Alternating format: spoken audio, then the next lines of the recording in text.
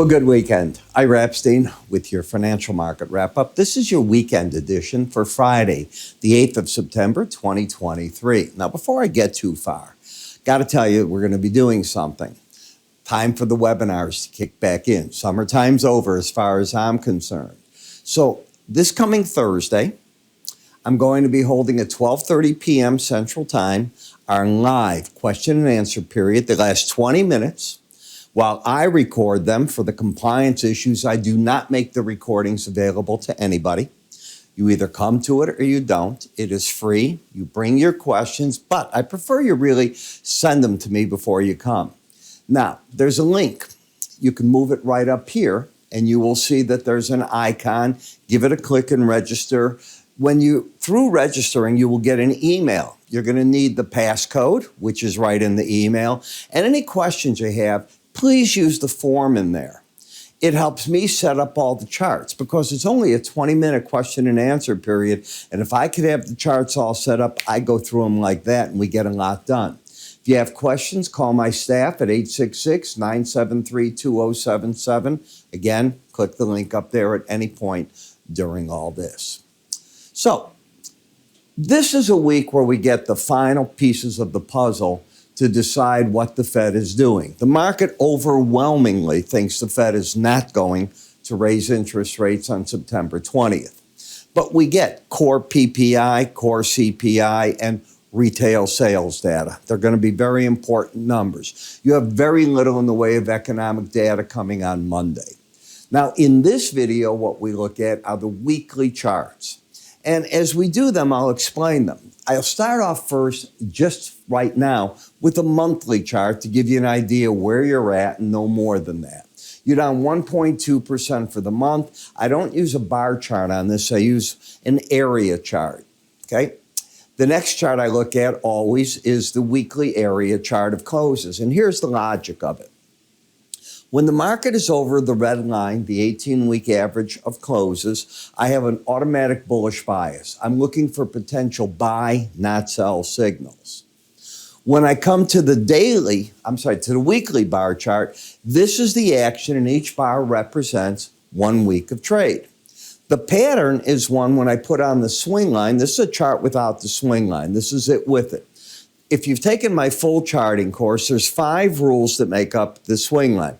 You have a higher high day, a lower low day, an inside day, an outside day up, or an outside day down. It's one of the 5, and the rules set this up. This indicator is available both in our charting software, and it's part of the suite that I make available on TradingView. If you're a TradingView user and you want it, just go to our website at iraepstein.com under Client Resources. You'll see TradingView, sign up for it there. Lower highs, lower lows, bearish. But the bias is up. The two fight each other, and I have nothing. I have nothing to do on a weekly basis. The market has hit a couple of times through here, pushed out, hit the Bollinger Bands, and sold off each time. When I look at momentum, you have momentum pointing down. You have the bias up, the swing line down. The chart is a mess. Now, if you can take out 4350, you open up that unfortunate avenue where we talk so often that September's a down month. Take that out, and I have a feeling you'd be going all the way down here again. What's going to happen this month that could set this off? Besides the core PPI, CPI, and retail sales, know what it is. UAW auto strike. They can go out as early as the 14th, right after their contract expires. And the way that the UAW is talking, they're going to be very aggressive. Will they go after just one automaker or all 3? Put everybody out of work. Why not? Then we've got the threat of the U.S. government shutting down. And that's a very real threat because you're not getting anybody really saying, let's get this compromise, let's give an extension. Have you read that in the news? I haven't read that at all. So those are the things that you have going. And that's a lot that you have going, believe me. When I look at the Dow, different picture. Higher lows, higher highs. Momentum will come in here. But is it higher highs, really? Let's go back and look. I went over that fast. Did you catch it? It's not the pattern you have. You have higher lows, lower highs, with this week's trade. Therefore, you have a market that's narrowing in like that, getting ready to give you a breakout one way or the other. I'm going to repeat. If this market takes out here the 34,062 level, be careful. Let's just check that my numbers are right. We can do that real simple. Make sure that I do have them. And here we go. That number is 34. Yeah, should be right there. This one right here, 34,000. I think I've got it right in the area that you wanted it. I'd be careful here. 34,062. You then can be going back to the 100-week average and the lower band, and that would fit in with that September break. If you look at the NASDAQ, you've lost your bullish momentum. If this market gets under 14,609, that's the bearish factor, and you start opening up down here. Why am I talking the bearish, not the bullish factor? Because just about all these have lower highs, lower and lows. So the swing line's down, but you have, because you're over the 18-week, the bias up, and momentum at the very least is pointing down in these markets. It's a mixed bag. Until it occurs, it hasn't occurred. It's a hard one to want to trade. In the Russell, this is so similar to what we first went at. Higher lows, but lower highs. And notice how the market just briefly had 3 weeks over, maybe 4 weeks over the upper Bollinger Band, and then, the green line, the 100-week average of closes that got up to the Bollinger Band. Again, my brain's faster than my mouth. And it was all the resistance there, and now you're back under it. Now, what could get this market bullish? Take out this 1934 level, close over that. You then still have your higher lows, your higher high would kick in, different game, and you open up the door to 2015. So I'm very aware that if you start taking out, not this week, the week before's highs in almost all the stock indices, things come alive to the upside. Remember that, jog that down for your notes.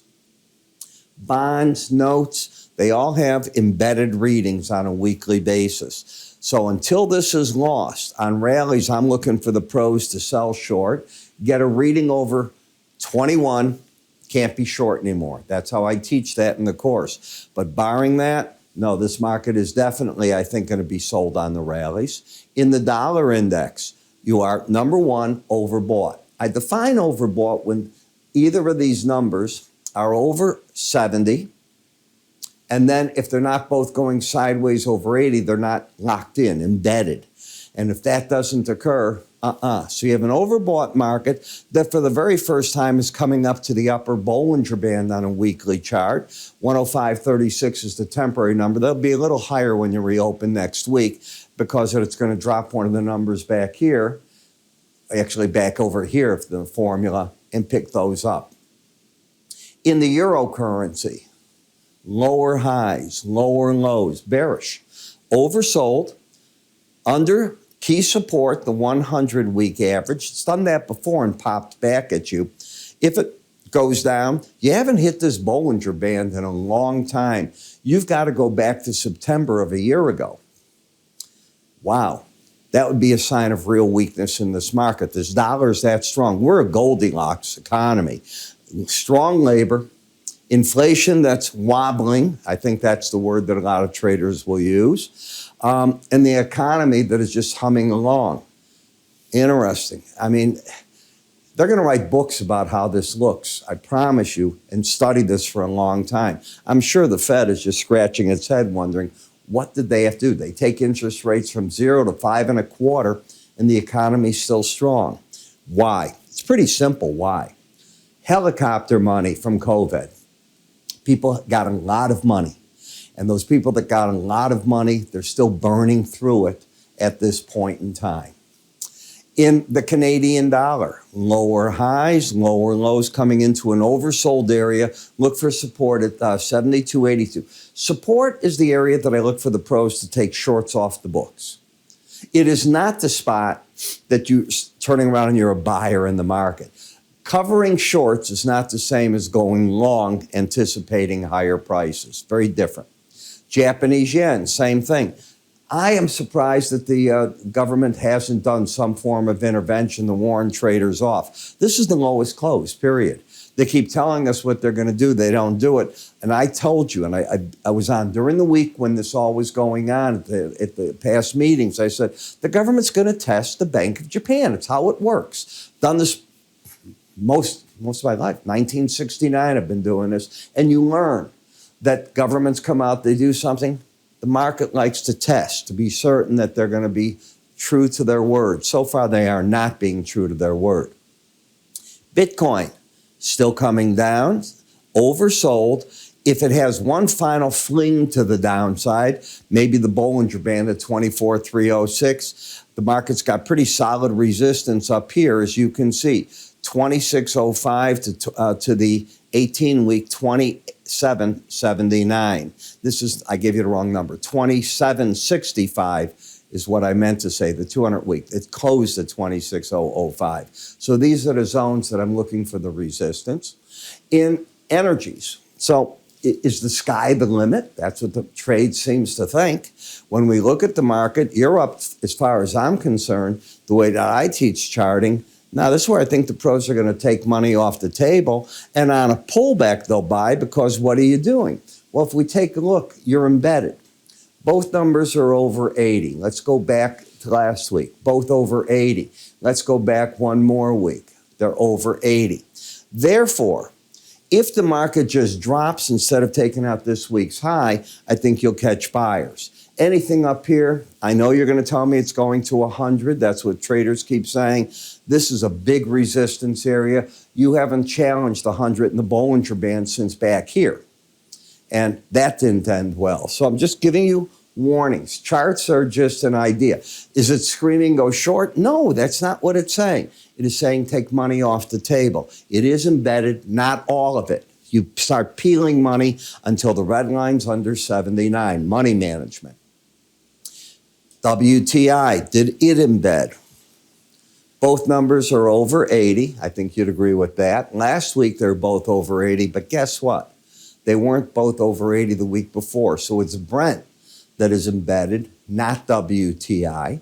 In gasoline, you're still in a basic downtrend. You wouldn't know it if you're looking at the daily chart. You're going, look at how strong gasoline got today, and heating oil, they came roaring. This chart doesn't look bullish to me. This is bearish.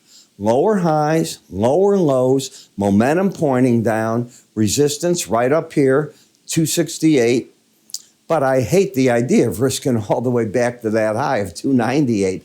I already put out for my subscribers their video for the weekend, and I said, nah, I can't have traders take a $12,000 risk on a contract. Need a better format to go with. And that's where we're at on that. So again, just to remind you, follow the link up here. If you didn't get, and I did mail out invites once already, so if you're not on my mailing list, the only way you get on that list, you got to go to our website and sign up for one of the free offers. If you haven't done that, we don't buy lists. That's how they're generated. You have to go to the website up here, give it a click, fill out the form. You will then get your user ID, your password. It'll tell you what time. It's going to be 12:30 p.m. this coming Thursday, Central Time. Write me your questions. Don't tell me during the webinar, Ira, would you cover this and that? Give me a chance to create the charts for you. We're not Kramer here. Kramer's got a whole team that's doing those charts, answering his phones. You think it's all him? It is not. They're giving him all the things to say, everything he needs. How do I know? Been doing TV 40, 50 years. I think I know how it works. I'm Ira Epstein. You have a great day, and I will talk to you all come Monday. Take care.